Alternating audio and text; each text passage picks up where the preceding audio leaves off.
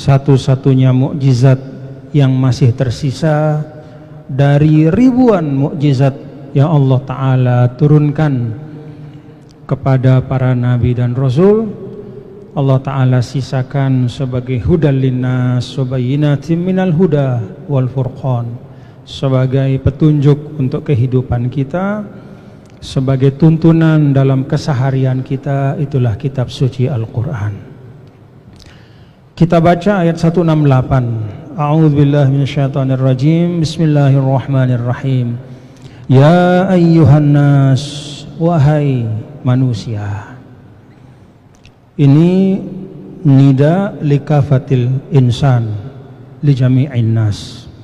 Jadi panggilan ini adalah panggilan untuk semua manusia tanpa kecuali. Apapun bangsanya, apapun budayanya, bahkan apapun agamanya, Allah Ta'ala memanggil mereka semua, memberikan petunjuk kepada mereka semua. Karena apapun budaya manusia, apapun bangsanya, bahkan apapun agamanya, penciptanya itu satu, yaitu Allah Subhanahu wa Ta'ala.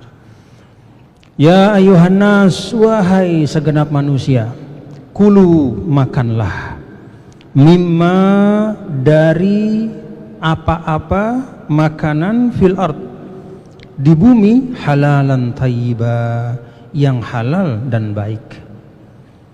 Wala tattabi'u khutuwatis syaitan, wala tattabi'u, dan janganlah kalian mengikuti khutuwatis syaitan, langkah-langkah syaitan. Innahu, sesungguhnya ia, yaitu syaitan itu, lakum, bagi kalian, aduwwum mubin, adalah musuh yang nyata. Kenapa dia musuh yang nyata? Nah, disebutkan dalam ayat berikutnya, innama ya'murukum bisu', innama, bahwa pekerjaan syaitan itu terbatas, ya, tidak lebih dan tidak kurang. Innama itu ada tuhasrin, artinya tidak lebih tidak kurang. Yang dilakukan oleh syaitan itu dengan beragam tingkah polahnya, sesungguhnya maknanya sama. Apa itu? Ya'murukum, dia itu hanyalah tidak lebih tidak kurang memerintahkan kalian, bisu, agar berbuat jahat, wal fahsya, dan berbuat keji, wa an taqulu 'ala Allah ma la ta'lamun, dan dia juga mendorongmu untuk mengatakan apa yang tidak kau ketahui tentang Allah Subhanahu wa Ta'ala. Jamaah sekalian, ayat ini merupakan tuntunan kepada kita semua di dalam menjalani kehidupan, tuntunan yang berlaku dalam keseharian kita, karena memang menyentuh sesuatu yang melekat dalam kehidupan kita. Siapapun itu melekat pada kehidupannya, siapapun itu, dimanapun dia tinggal, apapun jenis kelaminnya, apapun bangsanya, dia pasti melekat dengan apa yang ada di dalam ayat ini. Tuntunan Allah Subhanahu wa Ta'ala terhadap manusia semuanya, ya, agar kita mengkonsumsi atau makan makanan yang halalan thayyibah. Kenapa Allah Subhanahu wa Ta'ala menyebutkan manusia di sini? Kok tidak hanya orang beriman? Ya. Ada ayat yang lain, ya ayyuhalladzina amanu kulu min thayyibati ma razaqnakum. Ada beberapa ayat setelah ini. Wahai orang-orang beriman, makanlah makanan-makanan yang baik. Di ayat itu nanti akan kita sampai ke sana. Allah memberikan perintahnya kepada orang-orang beriman. Tapi kok di ayat ini Allah sampaikan perintah ini kepada semua manusia? Tidak peduli apapun agamanya, dimanapun dia tinggal, budayanya seperti apa, perintah ini berlaku untuk dia. Kenapa? Nah, kata ulama, karena memang cara mengkonsumsi makanan yang baik atau mengkonsumsi makanan yang halalan thayyiban itu sesungguhnya bukan hanya kebutuhan orang beriman, tapi itu juga adalah kebutuhan dari semua manusia. Semua manusia sesungguhnya membutuhkan makanan yang baik, makanan yang halal. Nanti kita simak bagaimana penjelasan para ulama tentang halalan thayyibah. Semua orang, kalau dia benar-benar ingin hidup yang baik, dia membutuhkan tuntunan ini. Bukan hanya orang Islam.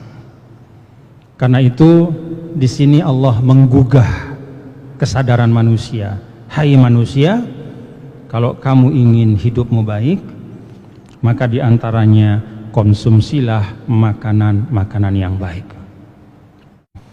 Apa makanan yang baik itu? Halalan thayyibah. Nah, di sini para ulama mengatakan, sebagian ulama mengatakan halalan thayyibah adalah maf'ul dari kulu. Makanlah apa yang dimakan, halalan thayyibah. Tidak disebutkan al-fawakih, buah-buahan, al-khudrawat, sayur-sayuran, al-luhum, daging, al-hubub, biji-bijian, tidak disebut. Karena itu akan berubah-ubah sesuai dengan situasi dan kondisi. Kalau kita di Indonesia makanannya padi, kalau orang di Eropa makanannya gandum.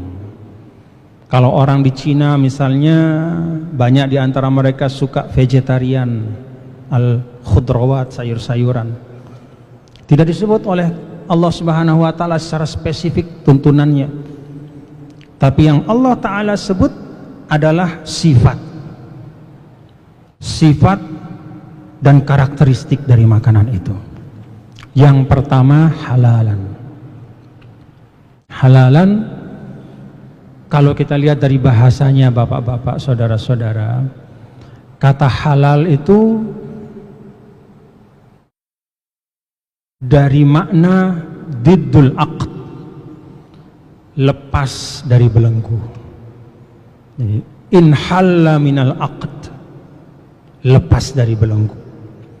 Jadi seakan-akan ya, segala sesuatu yang namanya yang halal itu membuat kita lapang dalam hidup. Itu halal. Jadi kalau kita mau tahu, kadang-kadang kalau kita bingung ya, dalam beragamnya fatwa orang, beragamnya pandangan, lalu kita ingin tahu sesuatu itu sesuatu yang baik atau enggak, sesuatu yang halal atau haram. Di antaranya kata Rasul SAW, kalau tidak ada dalam Al-Quran hadis, maka istafti qalbak, tanya hatimu. Kalau sesuatu itu membuat kita rasanya berat sekali, membuat kita terbebani ya, membuat kita tidak bisa tidur, membuat kita resah dan gelisah, lebih baik jauhi. Karena yang namanya yang halal itu selalu melepaskan kita dari belenggu. Di antara makna halal juga adalah halla fil makan idza nazala. Kalau orang misalnya tinggal di suatu tempat, halla fil makan, seakan-akan dia turun dari kendaraan, dia berdiam di situ. Maka di antara tunjukan dari makna halal itu adalah mantap dan tidak ada keraguan. Ibaratnya kalau orang musafir cari rumah atau cari tempat tinggal, dia keliling, dia ketemu satu tempat, lalu dia diam di situ, plek, tinggal buat rumah, lalu dia kerasan betah, itu halal fil makan. Jadi kata halal itu menunjuk kepada makna mantap, tidak ada keresahan, tidak ada keraguan. Itu dari bahasa. Jadi di dalam makna halal itu ada makna lapang ya, apa bahasa kita tuh los ya, apa tuh bahasa Sasaknya tuh, apa ya, lempeng didapatin dah gitu ya, ndak ada berat-beratnya, lapang saja. Yang kedua menunjukkan mantap, tidak ada keraguan. Itu secara bahasa menunjuk. Nah, secara istilah apa itu halal? Halal itu adalah sesuatu yang diddul haram, yang lawan daripada yang haram. Ya. Nah, kalau secara spesifik lebih lagi dikhususkan, ya, kalau kita bicara tentang makanan yang halal, ya, maka ulama menyebutkan adalah makanan yang paling tidak dia lepas dari 4 sebab keharaman. Pertama, ya, sesuatu itu dikatakan haram, pertama adalah lizatihi, zatnya memang haram. Kita tidak boleh makan darah, ya, daman masfuhan, darah yang mengalir itu tidak boleh. Jadi mau dinamakan apa saja itu darah, ya tetap zatnya itu haram. Kita tidak boleh makan daging babi, ya. Mau dimasak namanya apa, tongseng, beberuk, apa segala macam, tidak boleh, karena zatnya haram. Satu. Yang kedua, sesuatu itu haram li'arid, karena ada sebab yang datang belakangan. Apa itu sebab yang datang belakangan? Pertama, cara mendapatkannya haram, walaupun zatnya halal. Zatnya halal, tapi cara dapatkannya, cara mendapatkannya haram, maka sesuatu itu tidak boleh kita konsumsi. Karena walaupun zatnya halal, tapi cara mendapatkannya itu haram. Ayam, ya, makanan, ayam goreng halal, ya.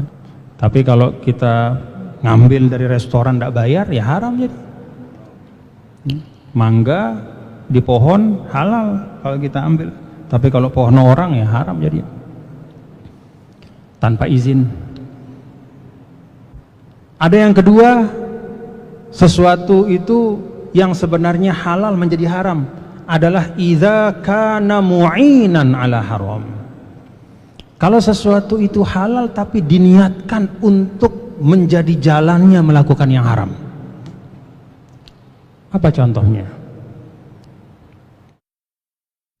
Kita mau berkelahi, mau bunuh orang, makan dulu banyak-banyak, makan nasi bungkus. Nasi bungkusnya halal, tapi kita makannya niatnya untuk supaya punya tenaga bunuh orang, punya tenaga untuk merampok, punya tenaga untuk menyakiti orang.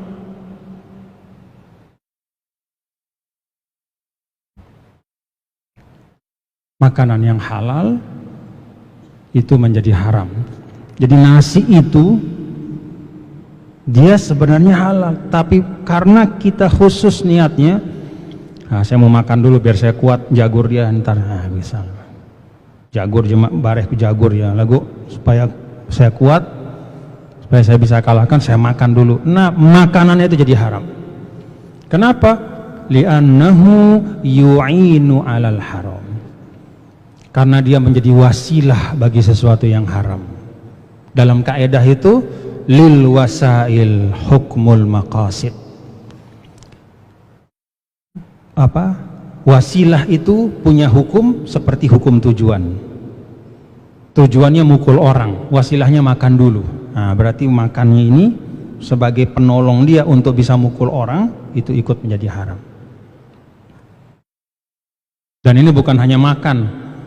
Naik mobil halal, naik mobil, tapi kalau naik mobil untuk pergi ngeroyok orang, nah naik mobilnya itu jadi haram. Kenapa? Wasilah kepada yang haram. Jadi sesuatu yang konkret memang diniatkan untuk melakukan sesuatu yang halal, yang haram membantunya untuk melakukan sesuatu yang buruk, maka sesuatu yang semula halal itu boleh menjadi tidak boleh. Yang ketiga, sesuatu yang semula halal itu menjadi haram bagi orang itu idza kana mudirron, kalau sesuatu itu bagi dirinya itu memudaratkan. Dalilnya la doror wala diror. Islam melarang kita untuk mencelakakan diri kita dan mencelakakan orang lain. Duren halal apa enggak? Tapi kalau Anda jelas-jelas diabetes, tekanan darah tinggi, sudah pernah stroke, dilarang oleh dokter makan durian, tapi berkeras makan, maka bagi Anda itu mudir. Bagi orang tidak. Tapi bagi Anda yang seperti itu keadaannya, sakit-sakitan, misalnya, udah jelas-jelas tidak boleh, tapi dia makan, maka itu menjadi haram. Karena itu halalan thayyiban harus lepas dari 4 ini. Pertama, memang zatnya tidak haram, artinya memang boleh. Yang kedua, jalan memperolehnya pun adalah jalan yang dibolehkan oleh agama. Apa jalan yang dibolehkan oleh agama? Jual beli. Apa jalan yang dibolehkan oleh agama? Sebagai hadiah. Apa jalan yang dibolehkan oleh agama? Mendapatkan sedekah. Apa jalan yang dibolehkan agama? Mendapatkan zakat bagi yang mustahik.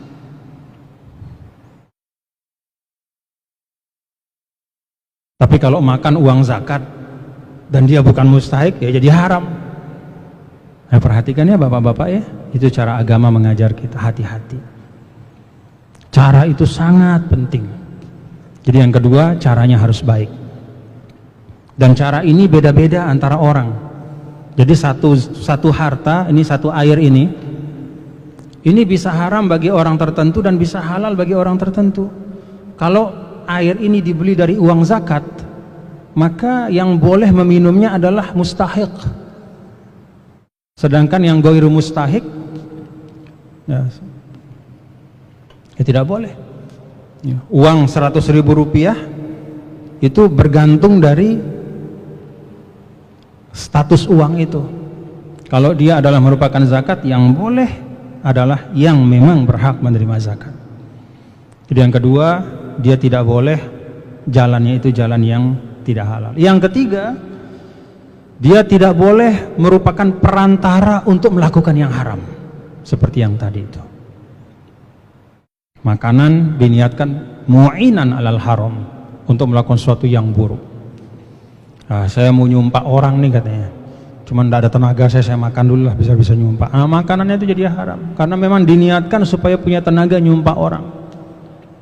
Dan yang keempat, alla yakuna mudirron lahu, tidak boleh sesuatu itu memang memudaratkan kesehatannya, dirinya. La tulqu biaidikum ila tahlukah, jangan menjatuhkan dirimu pada kehancuran. Nah, kalau sudah 4 ini terpenuhi, ya, kan kalau yang pertama itu adalah yang diharamkan zatnya, ya, itu kan ada penjelasannya tuh dalam Al-Quran, dalam hadis, ada juga kias, misalnya mukhad